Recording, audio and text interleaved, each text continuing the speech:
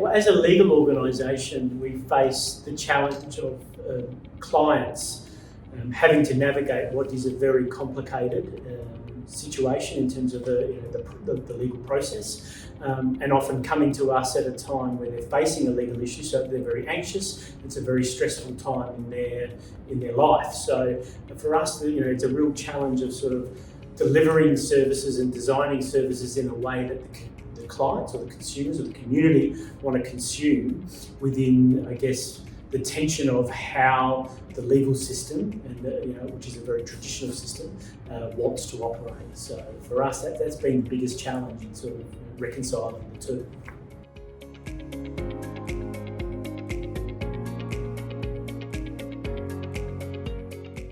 Yeah, look, I mean, COVID really changed the landscape. We were looking at the way that people traditionally accessed legal aid in terms of our government services, and our face-to-face interviews with clients was sort of north of 80%, so that was the primary way that people wanted to consume. COVID changed that overnight, and we saw that drop down, lower than 20%, and even now it's sort of struggling to get back past 40%. So people are wanting a different way of engaging with government and services. We're finding that the demand sort of move away from bricks and mortar and the move towards on-demand 24/7 services online. So that's been a real focus for us and how we've seen the shift recently.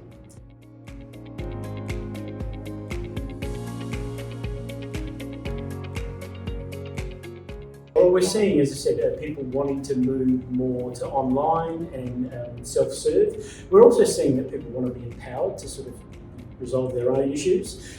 So for us, Amica is a really good example of one of the projects that we've put out into the community, which is allowing people, empowering them to resolve their own disputes. And we're also looking at projects where, being a legal organisation, and government is very good at looking at large slabs of text and giving large slabs of information out to the community.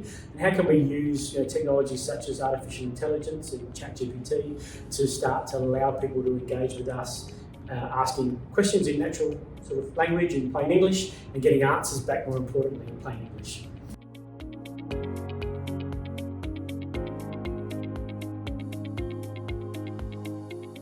So, I mean, really for us, it's clear that the community want to access services when they want, how they want, in a manner that they want to.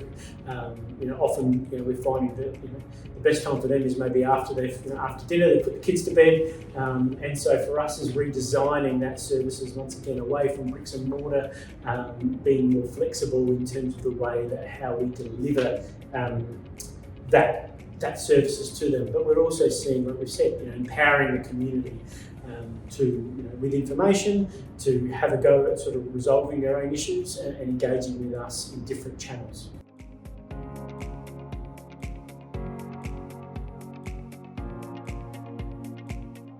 I mean, all of our engagement with clients and engagement with the community really told us a similar thing. They want to tell their story once, and they don't actually distinguish between them. They see government as one entity. In government land, we sort of know our separate agencies and we know our silos. They don't see that. Even in the justice system, they actually can't distinguish between the court and legal aid. And so for us, it's really important that we allow them to tell their story once, engage with government once, and it's really pleasing to see government, in particular the Premier Cabinet, talking about single government identities and things like that. The community see us as one entity and want to engage with us in one place.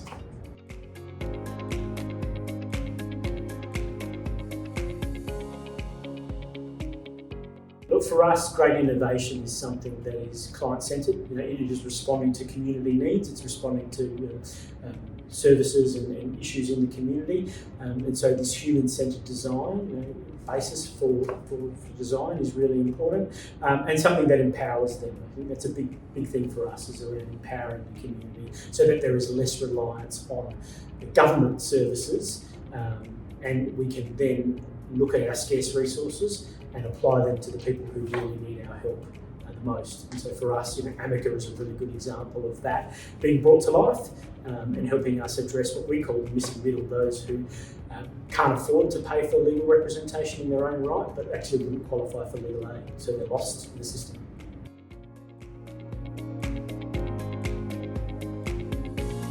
It's been really good for government as a sector to come together. We don't do this often, and so to see so many like-minded individuals who share the passion and enthusiasm for improving the way that we deliver services to the community, all together in the one place, and learning from each other about what's going well and what people are doing that's quite innovative. So it's been really good and fantastic to hear also what's happening in other jurisdictions. So I'm really thankful that these events exist.